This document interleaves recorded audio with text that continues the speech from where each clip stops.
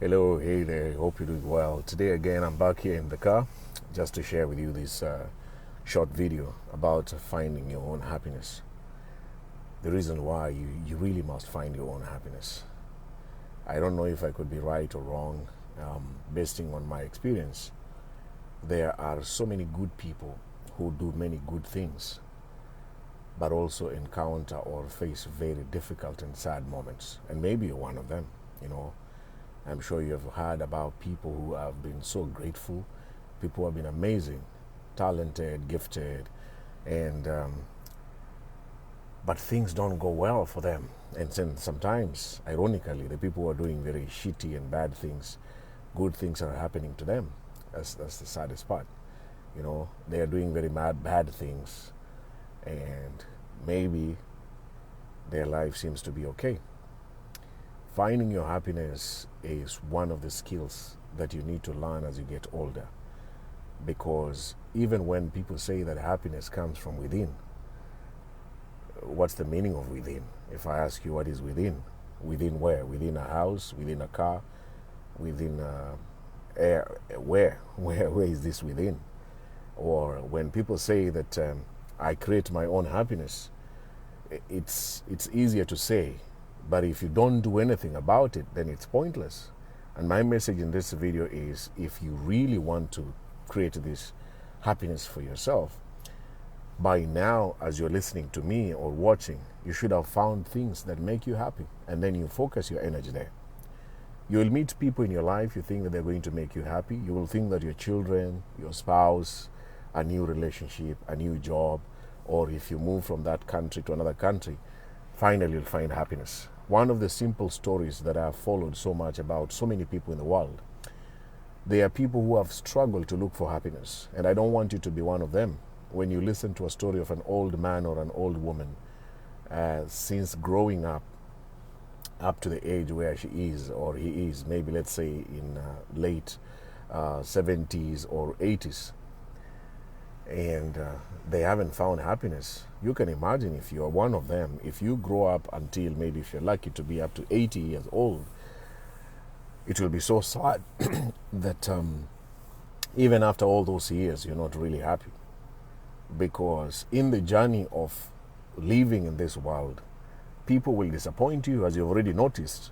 There's someone who really betrayed or disappointed you a few months ago or a few years ago. It doesn't matter whether it was your coworker, your company, your neighbor, your boss, or a family member, or even a stranger that you thought they were going to be there for you, stand for you, and even protect or propel you to where you wanted to get to. We meet those people. And if you are not able to find your own happiness, then that means you will always be looking for other things which are not healthy or which are not the best options for you to get the happiness. You can imagine if somebody breaks up, going through a painful divorce right now, just completed the divorce, and now the real effect of final decision of divorcing, and it begins hitting really hard. And then that person thinks or believes if she gets a new spouse, then maybe the happiness will come back. And then maybe if she's lucky to get a new spouse, the new spouse comes in and messes her life completely again, even breaks her more than the first spouse. Those stories are there. That's just one example.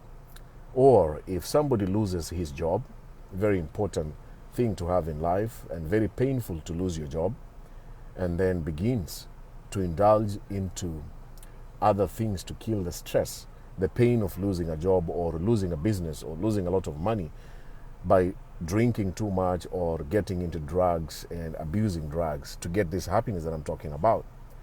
My mantra, or as me as Benjamin, I have found little things that personally, this one, if I do it, it's going to make me happy.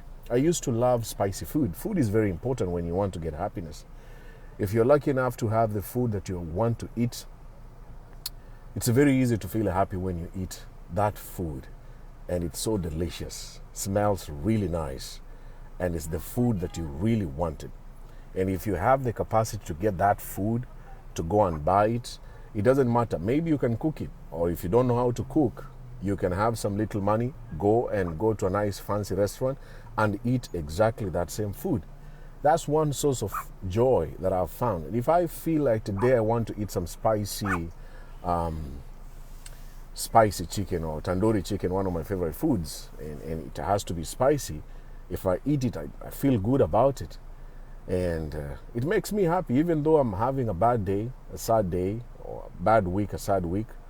That small thing about food and eating it and finding it and eating it, or even cooking it by own, can really change about what you're going through. The other strategy that I've used is being very cautious about the kind of music I'm listening to.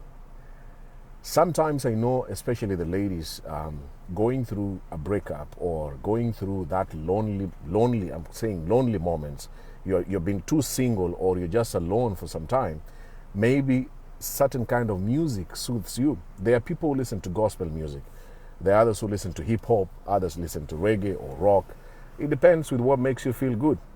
And for me, I'm very careful about what kind of music I'm listening to, because every time you're seated, even though you're holding your phone, you are chatting with someone or you are scrolling down the timeline and checking out what's going on social media, and there's some music playing in the background. That music can be a source of happiness or real sadness. Have you ever listened to one song that reminded you of a very nasty person? Just one song. You just bumped into the radio station or you went to someone's house and he or she played that one song and brought all the sad and the worst memories about a certain person. That's the power of music. And I hope that as you're listening to me, maybe this is just my strategy, begin being careful about what you're listening to. There are other things that also make me happy. Some people love nature, and I'm one of them. Nature is just one of those masterclass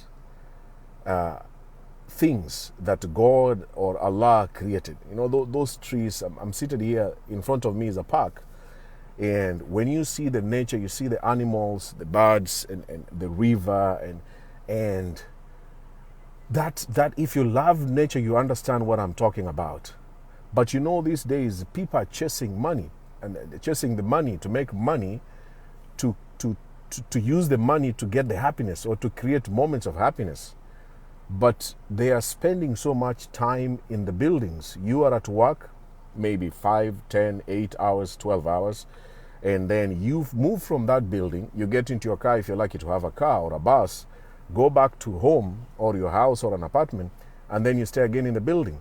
So you realize in 1 month, you haven't stepped out of a building to go and just appreciate nature, feel the fresh weather and the oxygen and these little things that God has created to show you that there's somebody controlling this universe and has made this world to be beautiful, even having the 4 seasons, the winter, the summer, the autumn, and spring, these amazing seasons. And I wish you could also get something from me, that even though you may not appreciate nature, but sometimes if you step out and say, hey, I think the last time I went to a park to just go there and sit and listen to nice music and still have my phone and just to appreciate nature around me, it's been a long time. That's one way that I've decided and I've always done to create my own happiness. Obviously, one of the other ways to create your happiness is being careful about the people you entertain in your life. I read a very funny quote that the older I get, the more I realize that conversations are becoming very boring from people, that many friends are very toxic, that too many people in my life, in my marriage, around my kids, they are robbing off the happiness that I could be creating and those moments between me and my spouse and my children. And then I'm inviting all these people into my tiny circle where I really need peace and genuine happiness. The people you chat with, the people you talk with in social media have a very powerful effect to make you feel negative and even hate the future ahead of you. Every time you're scrolling, you look at your finger. When you wake up in the morning, most people, or if you wake up in the evening, anytime you wake up and you are alone, you have no busy schedule, then you have a phone and you have Wi-Fi or internet, the first thing to do is to go to social media. Every time you're scrolling up and down, the people you're seeing and the things you're reading, it has a very negative impact to your life because you are consuming. Social media was created to make you glued to your phone, that you can't do anything. You even go to a simple task like going to the toilet, you have to go with your phone, and then you sit there, and then you find yourself, wow, I am sitting on this seat here for more than 30 minutes, and I just came here to I just came to the washroom to help myself, but you've been there for more than 30 minutes because you're scrolling. But the power of what you're reading online, who are you listening to? What stories are you reading? There are so many sad stories online. Some of them are created to create this emotional feeling of sympathy. They are called sob stories because people can talk about something that they are going through, which sometimes could be a lie, to get the sympathy from others or even to con people.